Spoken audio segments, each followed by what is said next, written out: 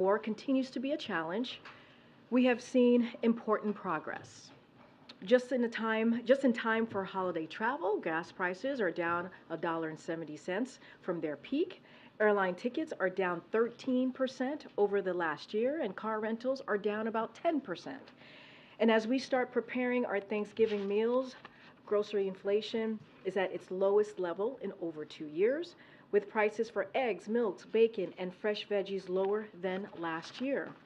In fact, according to the American Farm Bureau, the cost of a Thanksgiving dinner fell this year. Prices are down for turkey, stuffing, peas, cranberries, pie crust, and whipping cream. We had a big discussion about whipping cream in the back. I don't know what whipping cream is. I know whipped cream, but not whipping cream. Anyway, because wages are rising, this Thanksgiving dinner is the fourth cheapest ever as a percentage of average earnings. Finally, as we look ahead to holiday shopping, since last year, prices for toys are down about 4%, used cars and trucks are down 7%, and TVs are down 9%. Lowering costs for Americans continues to be the president's top economic priority, from strengthening supply chains to lowering energy and healthcare costs to cracking down on price gouging by banning hidden junk fees. President Biden's policy will continue bringing relief to American families. Meanwhile, instead of lowering costs for middle-class families, congressional Republicans are trying to lower costs for the wealthy and special interests, lower taxes, to be more exact, including big corporations that are fighting tooth and nail to stop the president's efforts to ban junk fees. Now, today, on Transgender Day of Remembrance, we grieve the 26 transgender Americans who were killed this year. Year after year, we see that these victims are disproportionately Black women and women of color. No one should face violence, live in fear, or be discriminated against simply for being themselves. As the president said, there's still more to do to meet the promise, and it's why this administration has taken urgent action to strengthen rights and protect the safety of transgender Americans and all LGBTQ+ Americans. As we mourn the loss of lives that have been taken too soon, we must also recommit ourselves to never stop fighting until all Americans can live free from the discrimination and also from hate. With that, Admiral John Kirby is here today to take any questions that you may have, obviously on the foreign policy front, and to give any updates that we have on the Middle East. Admiral, you're right there.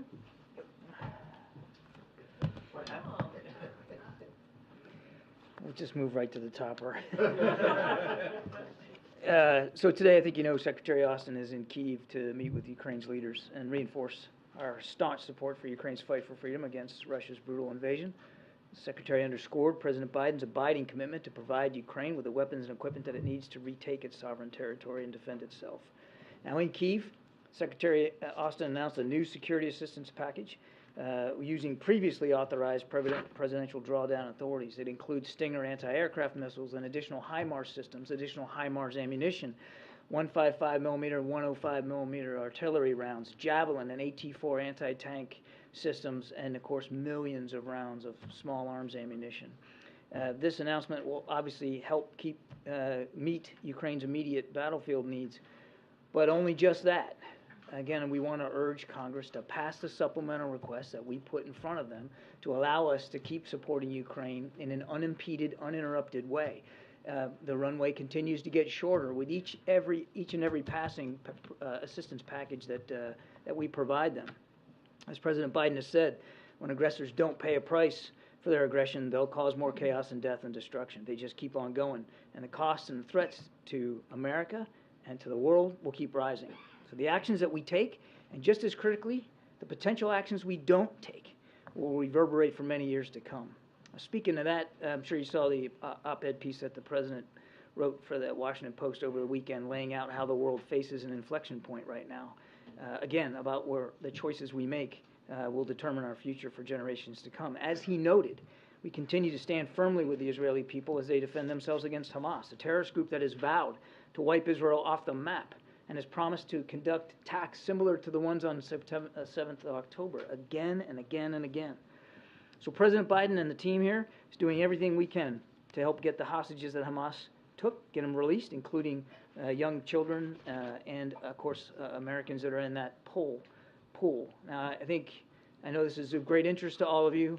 I just want to let you know we're still working this hour by hour. I do not have an update for you on the hostage deal that we're trying to negotiate. But as you heard the Deputy National Security Advisor say yesterday, we believe we're closer than we've ever been. So we're hopeful.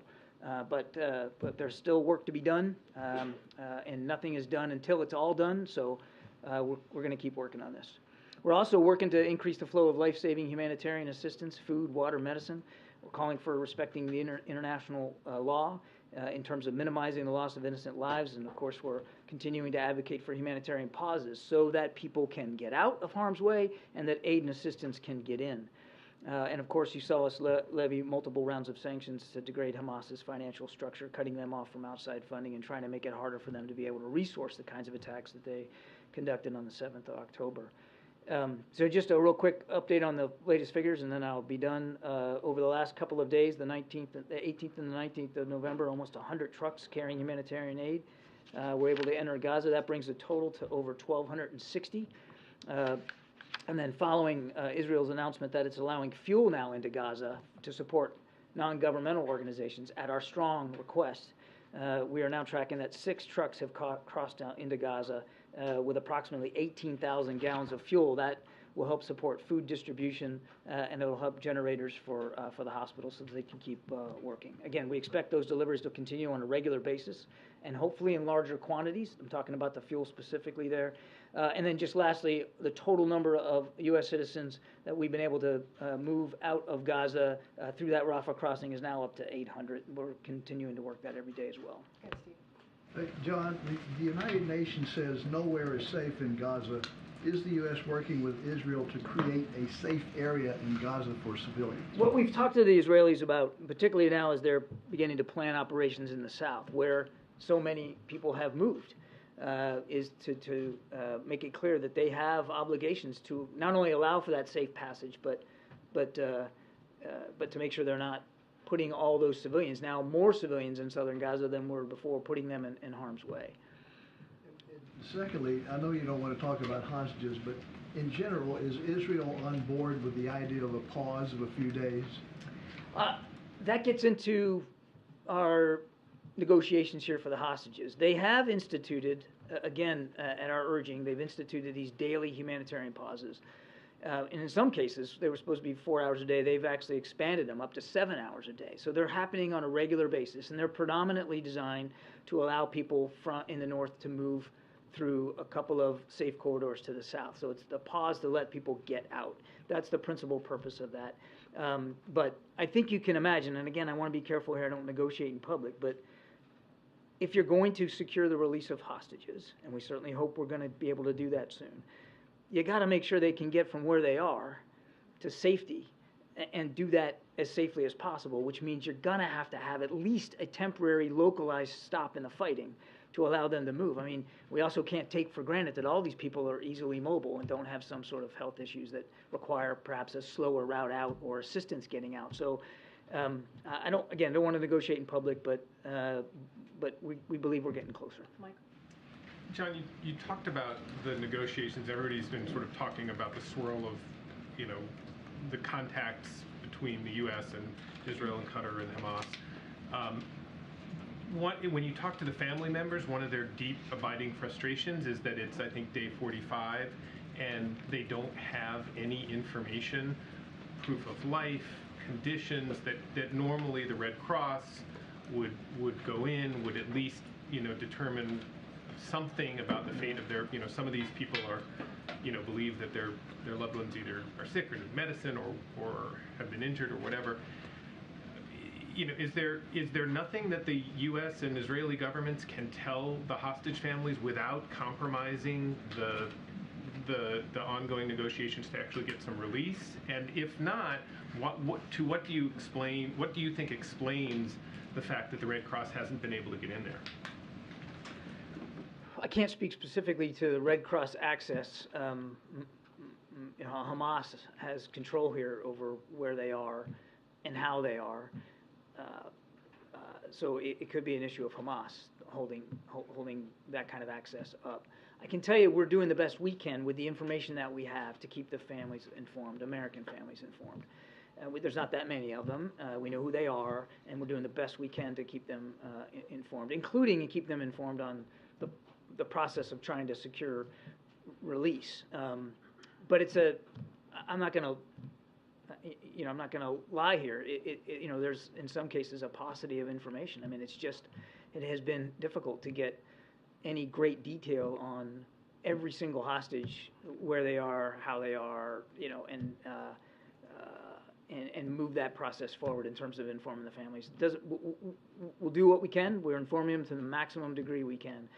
They have a right to know everything that we know, and we'll just keep doing it on our own as best we can. Thanks so much, John. Has the president had any additional calls with world leaders about the hostage deal today? Not that I'm tracking today. And was the last time you spoke to Prime Minister It was the last call that they had. Can you just give us a sense of the level of trust right now? And I know you can't speak to specifics, but in these negotiations, how much trust is there in those conversations between all parties over the hostage deal? It's a negotiation, and it's over human lives. You do the best you can going back and forth with the arrangements, which we're doing right now. And at some point, when you come down to executing, when you hit go, then you're counting on everybody to meet their commitments, and that's what we're doing. Admiral, over the weekend, President Biden in his op-ed said that the U.S. was preparing to issue visa bans against Israeli extremists attacking civilians on the West Bank. What effect would that actually have?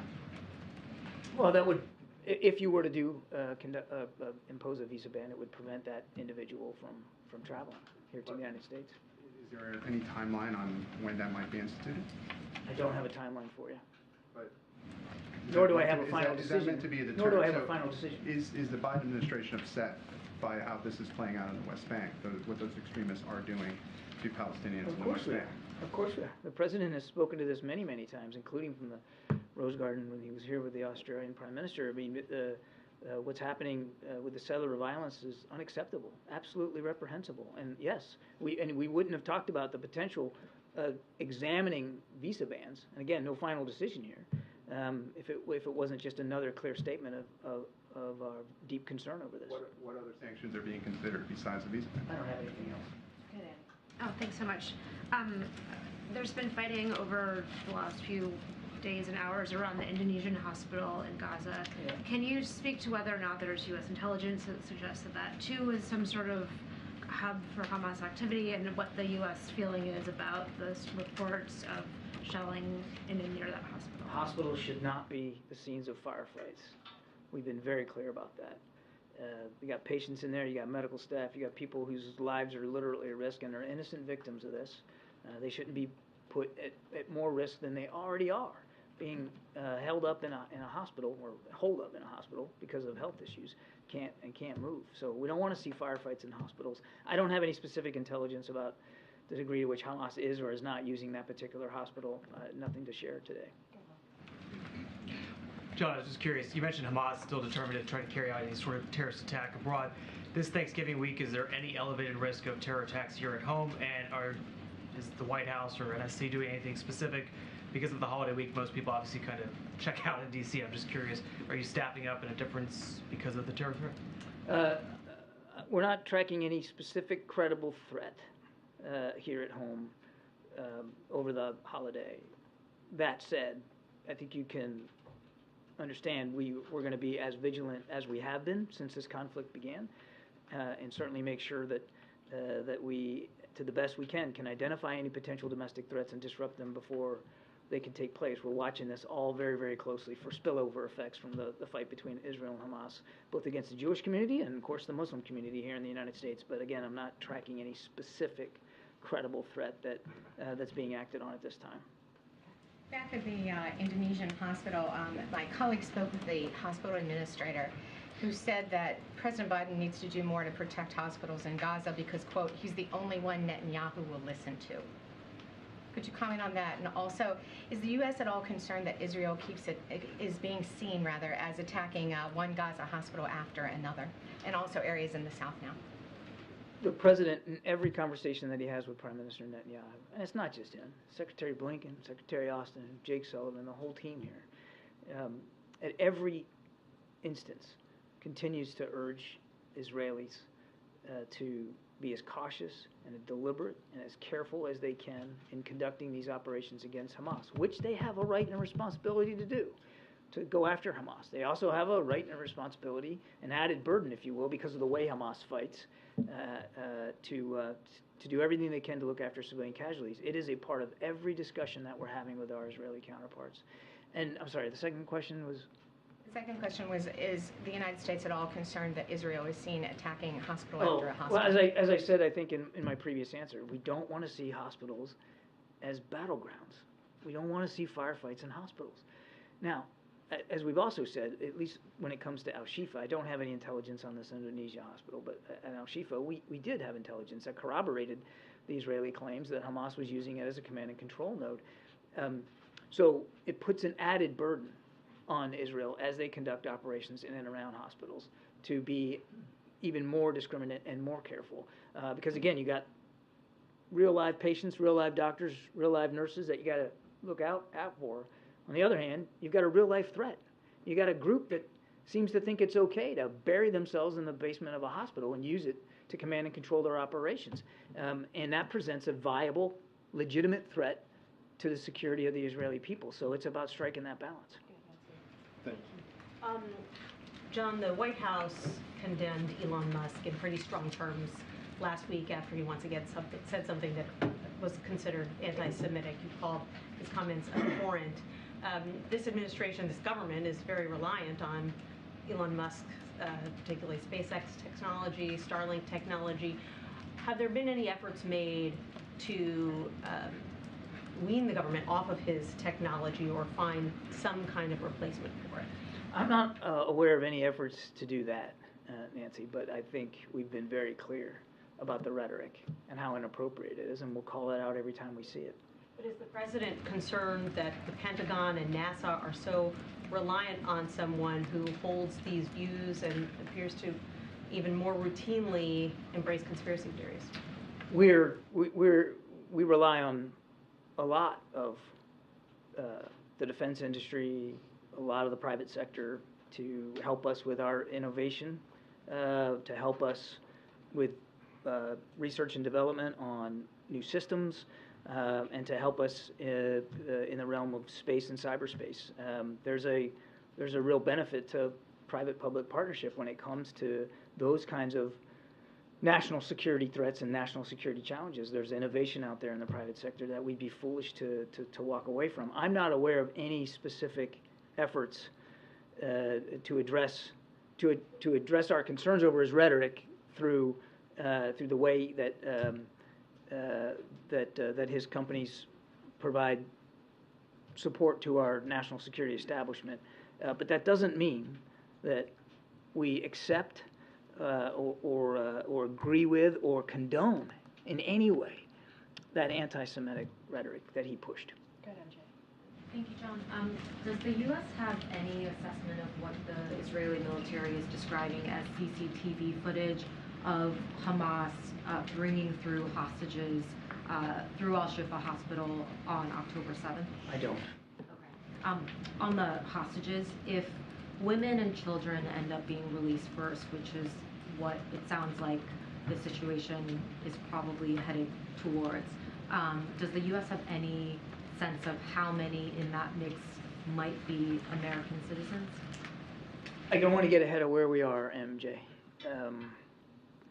I mean, I know that everybody's interested in the numbers and who they're going to be. We're working that through literally in real time with both sides. So I think it's better if I just don't speculate about what that pool's going to look like. Obviously, we are laser focused on the American citizens that we know are being held hostage, and we want them out. All of them. Everybody should be out now. But here we are in a negotiation, and we're getting closer to the end, we believe, of that negotiation. So again, I'm going to be careful.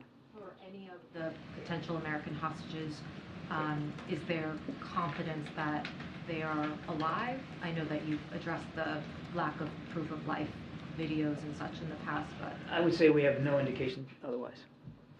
Thanks, John. There was media reports over the weekend that U.S. pressure had resulted in the Palestinian Authority taking down a tweet that had accused Israeli helicopters of most of the deaths at that music festival. Can you elaborate on that at all? No. I mean, I don't know. What would you want me to say? Well, to that? I mean, can you confirm it? Can you give any information about what kind of communications there were between the U.S. and the Palestinian Authority about that messaging? I'm not aware of any specific messaging between us and the PA on that. I mean, obviously, simply not true. It was Hamas paragliding into a music festival. I mean, there was no Israeli participation in that at all. And then I just wonder if you could elaborate a bit on the president's remarks in the op-ed about a revitalized Palestinian Authority. Like, what would that look like? Is it new leadership? Is it a different structure? Like, could you just talk about that a little more? It's, what it looks like is going to depend on the Palestinian people. But what he's referring to there is a Palestinian Authority that has the credibility, has the legitimacy, has the authority, has the support of all Palestinians, so that they can effectively help with post-conflict governance, particularly in Gaza. But what it actually looks like is really and should be up to Palestinians. Okay, a couple more in the back. Go ahead. Hi. Great. Hi, John. Thanks. Happy Thanksgiving to you. President Biden stood by calling President Xi a dictator at the APEC press conference. China's foreign ministry condemned this as, quote, extremely incorrect and irresponsible political manipulation. What is the administration's response or reaction to this? We came away from San Francisco with some concrete deliverables on fentanyl, on military-to-military communications, on getting our two teams together to start working on artificial intelligence, particularly in the national security realm. There was an awful lot of very good outcomes out of this meeting between President Biden and President Xi, and the president's looking forward. We're looking forward to managing this relationship in a more responsible way and moving things forward, looking for ways where we can cooperate, but also not being afraid to confront where we can, including on the tensions in the South China Sea. So the president's and his whole national security team is focused forward now, coming out of San Francisco. Still going to call him a dictator each time you see him? The president made it very clear. He was asked a direct question. He gave a direct answer, and he stands by that direct answer. That doesn't mean, as true as that statement was, doesn't mean that there aren't still prospects here to find ways to cooperate and to compete with China in a more responsible way going forward, and that's where the president's head is. When these two leaders met, did they agree to meet again or speak again in the near term? They agreed that they would meet again, but there was no date put on the calendar. What's really important now is that the military-to-military comms will begin to start, and even down to the theater commander level, and maybe even lower than that. So that's the immediate channels of communication that we're looking at getting back open. Stephen, go ahead. Thank you, Karine. I've got a question about fentanyl, then a question about the Gaza conflict. On fentanyl, the Chinese president committed to reducing the export of fentanyl and fentanyl precursors. But under President Biden, there have been 200,000 Americans who have stopped breathing and died as a result of these chemicals. As of earlier this year, we're still at record monthly numbers. If there is not a drop in American deaths, will President Biden hold the Chinese president personally responsible? It was really significant what President Xi was willing to commit to for the first time now in several years. I mean, they're really going forward here and willing to take law enforcement action to shut down the export of these ingredients, the precursor chemicals that the labs, largely in our own hemisphere, are creating to make fentanyl. It's a big step forward, and we're grateful for that. And we'll see how they are in execution, and I think we all need to understand that it may be some time before you see the practical results of this crackdown on the precursors, but we're grateful for that. But it's not just the precursor chemicals. I'll try it again in English. But it's the labs in our own hemisphere that are taking those chemicals, those ingredients, making fentanyl, and then moving it north up to our borders. And it's a serious problem. And again, as the president said at the press conference, this agreement will save lives, will save American lives. And President Xi said he was committed to helping with that. Before turning to the second question, just to follow up on that, the Chinese president's in charge of a single-party state. He's said in the past that he'd crack down on fentanyl, and U.S. deaths hit an all-time record last year.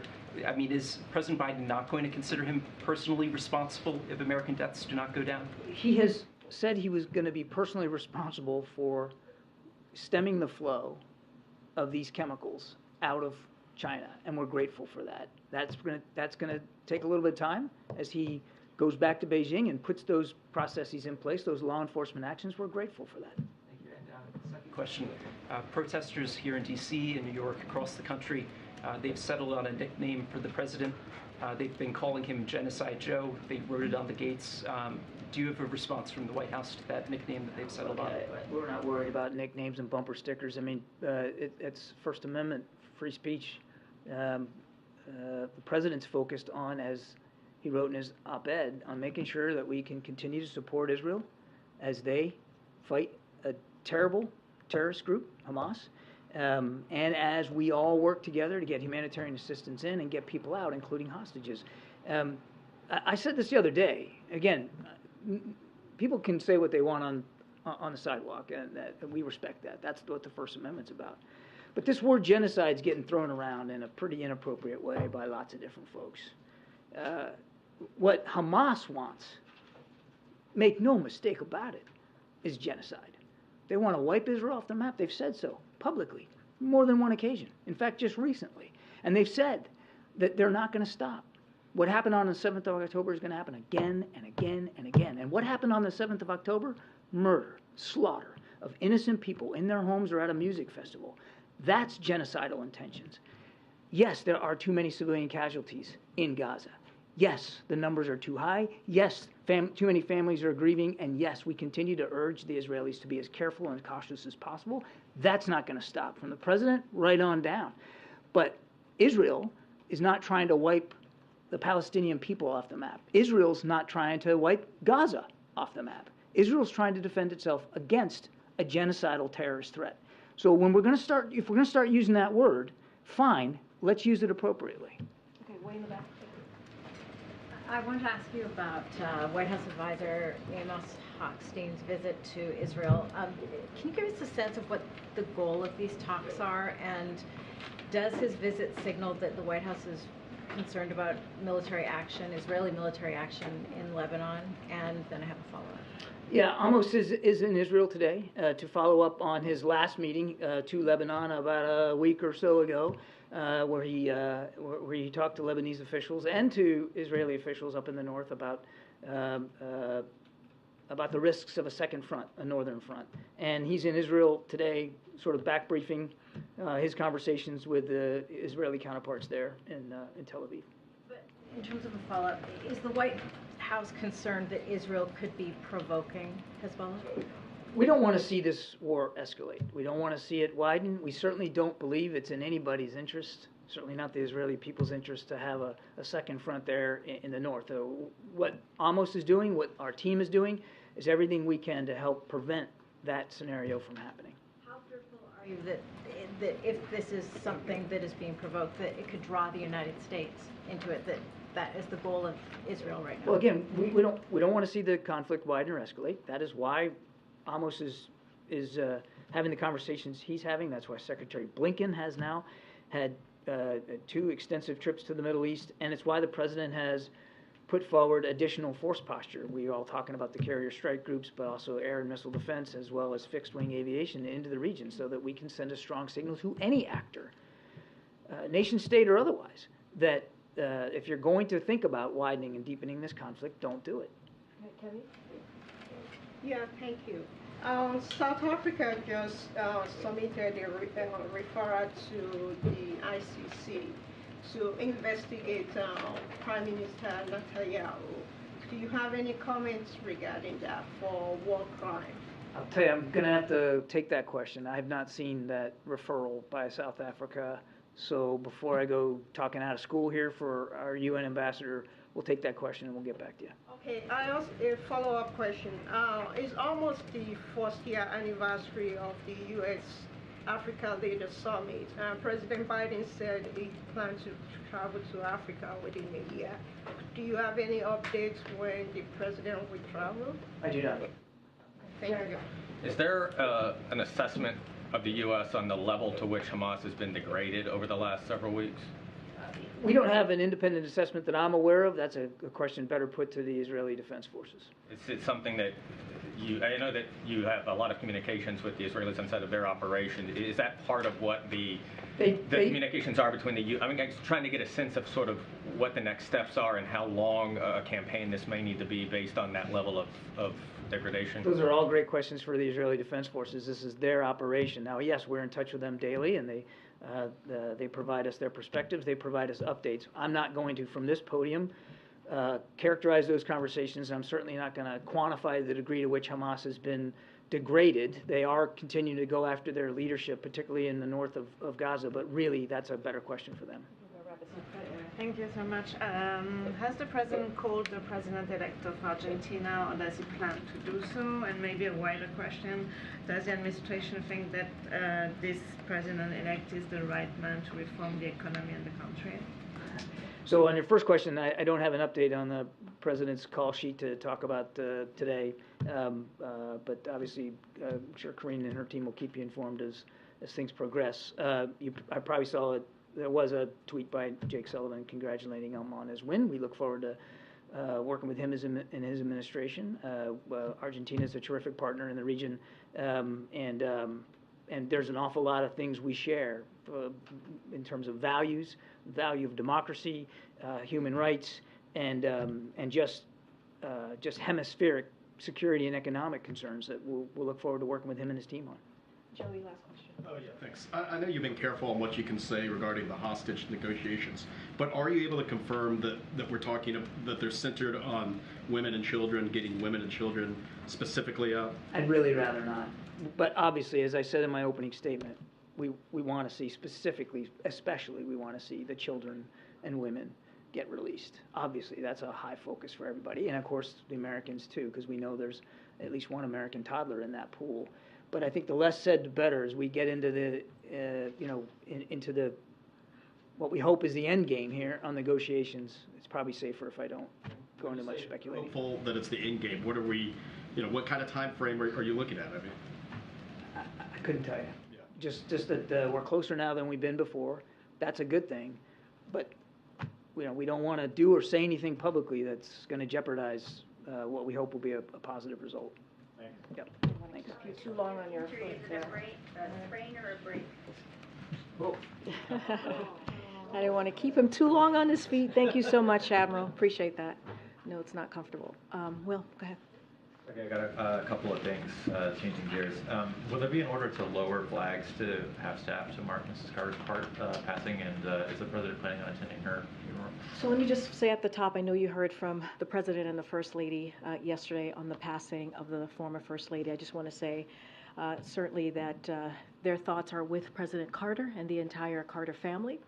As the President said yesterday, Jimmy and Rosalind Carter have been dear, longtime friends, and Rosalind Carter was an extraordinary, extraordinary First Lady. She was a champion for equal rights and opportunities for women and girls, an advocate for mental health and wellness for every person, and a supporter of the often unseen, uncompensated caregivers of our children, aging loved ones, and people with disabilities. The President and the First Lady are thinking of her and of him and keeping the Carter family in their prayers today as well. As it relates to any potential travel, the President and the First Lady plan to pay respects to the former First Lady. Don't have anything to share at this time on details or anything to confirm just yet, but certainly as we have information or more details to share, we certainly will share that with all of you. And as it relates to the lowered to half staff, the flag being lowered to half staff, yes, we will certainly do that, and we certainly will follow. We'll do that in accordance with protocols and details of when and how long that will happen. We certainly we'll share that at an appropriate time. Okay, another topic. How is the president planning to mark his birthday? I ask because he mentioned it during the turkey party. It looks like he's got some family here.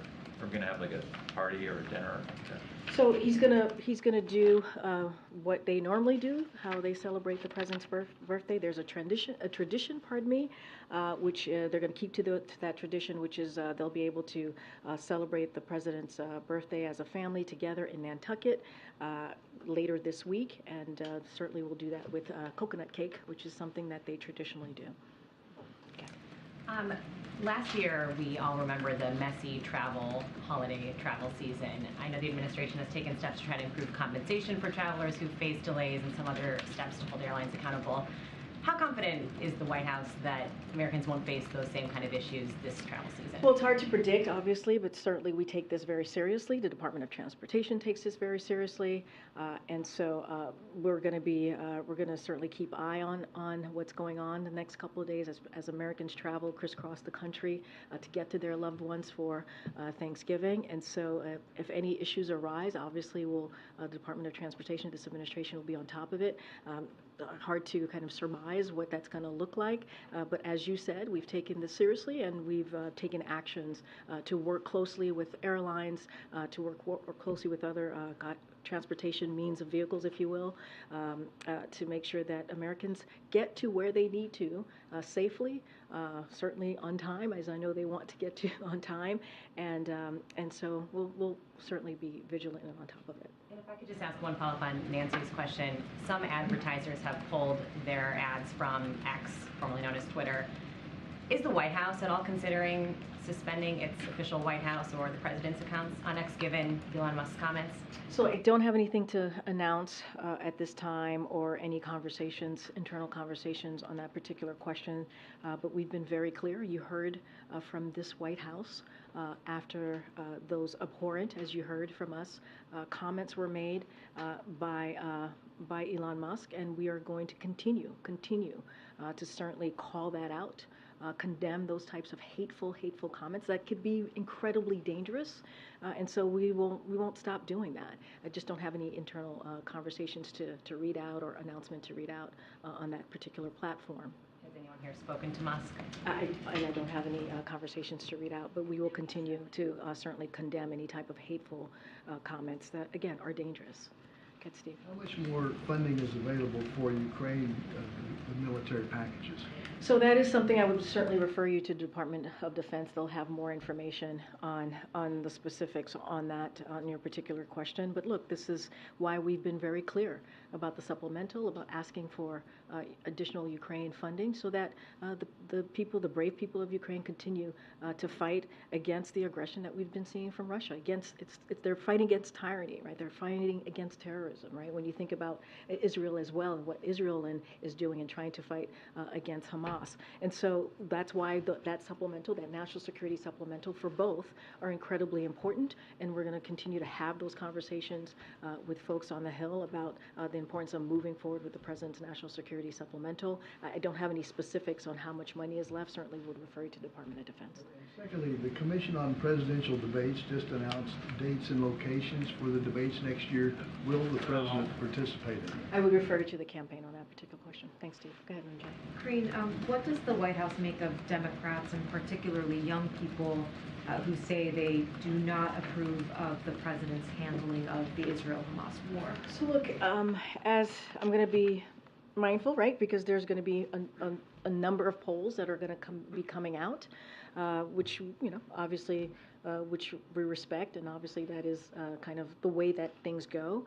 But what I'll be very clear about is we're not going to govern by polls here. We're going to, or poll numbers. We're going to focus on delivering for the American people. That's going to be our focus.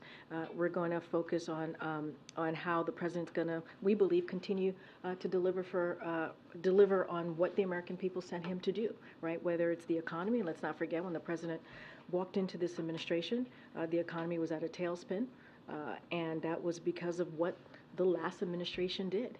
And so we had small businesses were shut down, we had majority of schools were shut down, large jobs were lost, and the pandemic was not under control. Now we understand actions and the historic actions, legislations that this president has done is going to take some time. It's going to take some time. It's not like turning on a light switch for people to certainly feel that. But look, as it relates to recent polling, look, we're going to focus on what we can do. We're going to focus on governing. We're going to focus on making sure we continue to deliver. I'm not going to go point by point on each poll, but I just can speak to you about what our focus is going to be moving forward. Then maybe polling aside, can you say whether this White House has a theory of the case on how you win over young people, whether it's on this conflict specifically or generally? So look, as when we say win, I'm going to be very careful, right? Don't want to make sure I'm not speaking to 2024. That is something certainly that the campaign can analyze and speak to more broadly, and how that looks for them and how it looks for that campaign, the president re-election. What I can say is we're going to continue focusing on delivering for the American people. That includes young people, right? That includes making sure that we meet them where they are, whether it's student loans, whether it's an economy that works for all and does not leave them behind. Those are the things that you see the president do day in and day out as we put forward policy plans, and that include young people as well. I'm going to leave any of the analysis, any of the specifics to any poll, to dozens of people, certainly on TV, right? It's kind of a cottage industry out there. They're going to analyze that. They're going to speak to that, leave that to them, leave that to the campaign to speak to winning young people or anything that's related to 2024. Do you know what the president makes of the fact that so many young people are opposed to? I mean, I can tell you this. The president is focusing on the job at hand. He truly is. He's focusing on how we're going to deliver for the American people. That is his focus, and that's what he's been truly steadfast about in the almost 3 years of this administration. Okay, Nancy. Thanks, Karine. How closely is the White House tracking what's going on at OpenAI, one of the most powerful companies in the AI sphere, the revolt there, mass resignations, and what does this mean for the recent executive order having to do with AI? So on the first question, look, we're not going to comment on any private company. We never do, especially as it's changing any personnel decisions that they make as they make those changes. As it relates to the executive order, a very comprehensive executive order that the president announced not too long ago on AI, our message to tech companies continues to be clear. They need to assure AI systems are safe before releasing them to the public. We're going to continue to make that clear, have those conversations. But as it relates to personnel decision made by private company, we're just not going to comment from here. And then sticking with the tech theme, Twitter is back in the news. I mean, not Twitter, TikTok back in the news because of misinformation about the war, about Osama bin Laden. It's now been more than 2 years that the CFIUS investigation has been underway. Can you give us any kind of update on where that stands? As you know, it's an independent committee investigations. Just don't have anything to comment on that, on CFIUS and where they are on that investigation. Kedra. Thanks, Karine. The senators are having some talks this week about an immigration deal that would unlock Ukraine aid. Is the White House planning to get involved with those, even sit in on them? I'm just not going to negotiate from here. Okay. You mentioned the president's excited to be celebrating his birthday, but I'm curious, David Axelrod told the New York Times, quote, Biden thinks he can cheat nature here and it's really risky. A, what's the president's response to David Axelrod? Does he respect his opinion? Does he think he's right? But also, I mean, is there a real alarm happening behind the scenes that the president is simply too old to stake around for another 4 years? No, there's no alarm happening behind the scenes. I can only speak behind the scenes here. There's no alarm happening behind the scenes, and I'm certainly not going to comment on everybody who has something to say. David Axelrod I didn't say that. Nowhere in my response to you that I said that. I said I'm just not going to comment on everyone that has a comment to say. They're going to speak for themselves. I'm going to speak for the president, and here what I'll say is, look.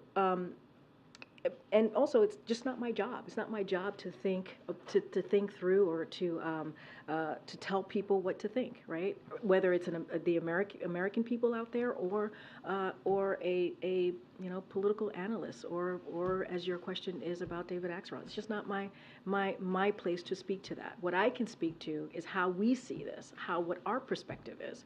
Our perspective is that it's not about age. It's about the president's experience. That's what we believe.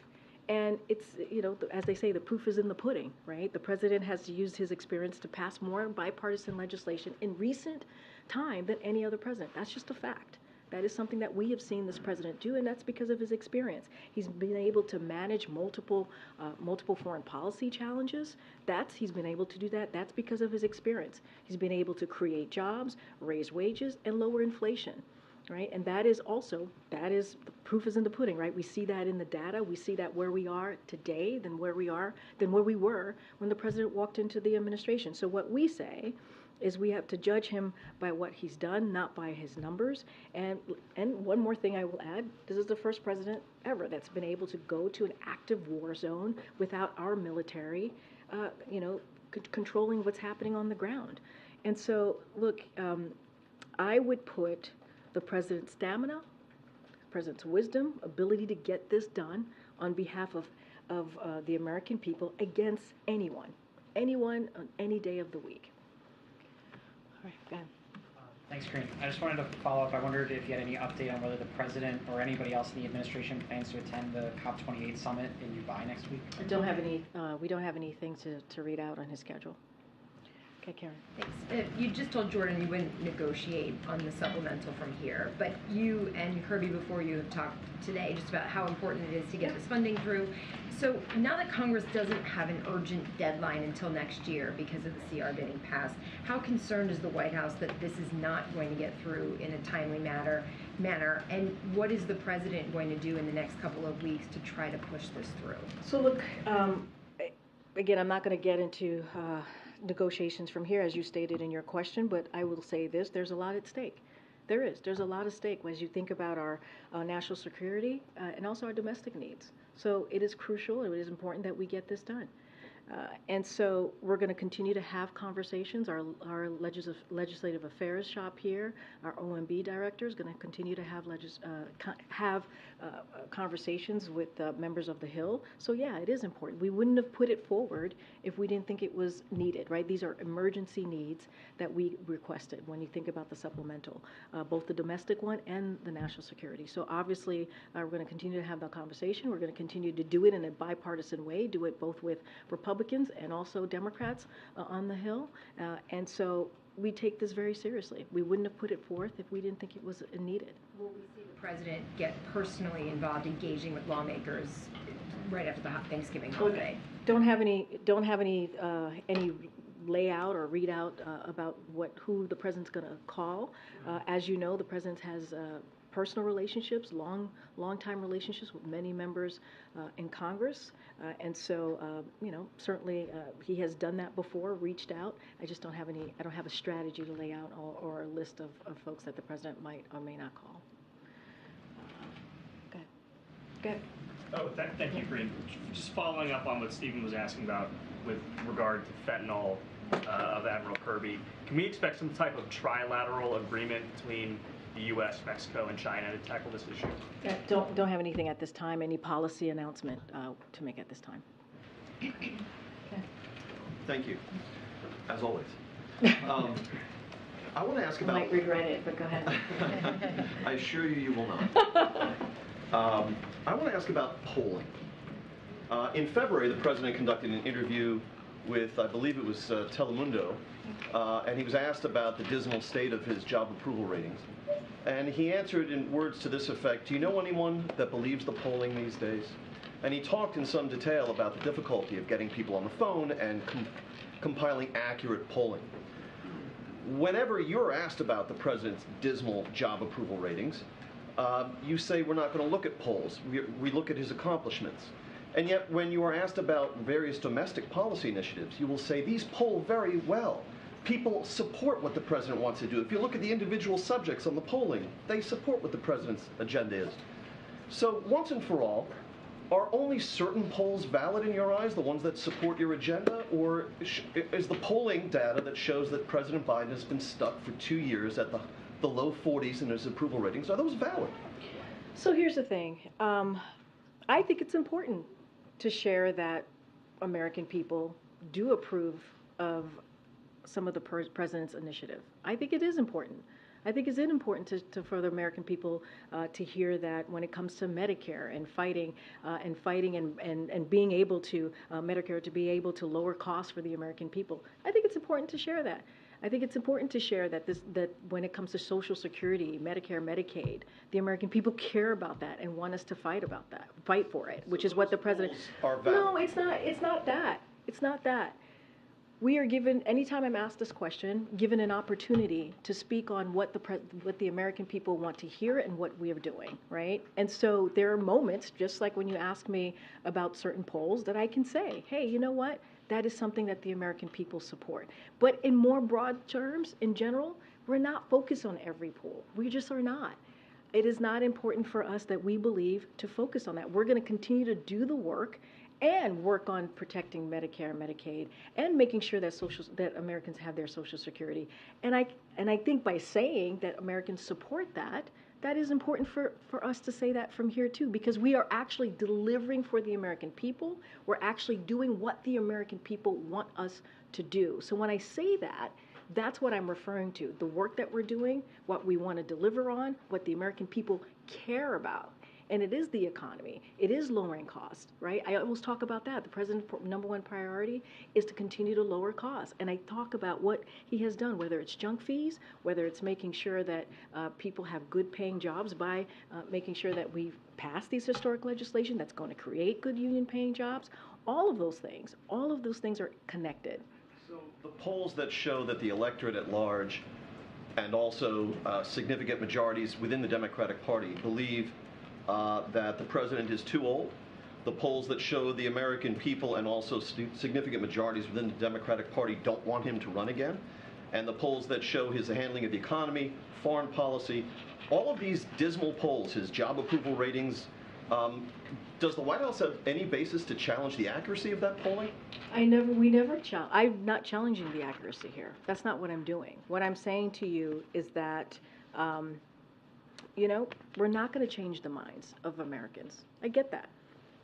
Americans are going to feel how they feel, and we're going to respect that. And I've said that many times from here. Many times. I said that moments ago. What I can tell you is what our perspective is. What I can tell you is how we see things. And we believe experience, this president having experience to get things done is important. And we know that it's going to take some time, right, for Americans to feel what we have been able to do in this administration, pushing through bipartisan legislation. That is historic. As I mentioned earlier before, this is a president that has done more bipartisan legislation than any other recent president. And so that's what I can speak to. I can speak to our perspective. I can speak to how we see this. I can speak to what is important and how we're going to try to deliver for the American people. And I will say this, just a couple of just data points here. I'm going to be careful not to talk about 2024, any of the elections, but I could look back in history, right? I can look back and see where President Obama was a year out of his election, where President Clinton was a year out ahead of his election. And it didn't look like they were going to win, right? It didn't look like that. And so it is not unusual, you're talking about dismal polling, it's not unusual for a president to be where they are ahead of that. And so, look, the president's going to focus. This is something that I can tell you for sure. He's going to focus on the American people. That is always the number one priority for this president, and that's what you're going to see him continue to do. All right, I'm going to wrap it up. Thanks, everybody. Happy Thanksgiving, everyone.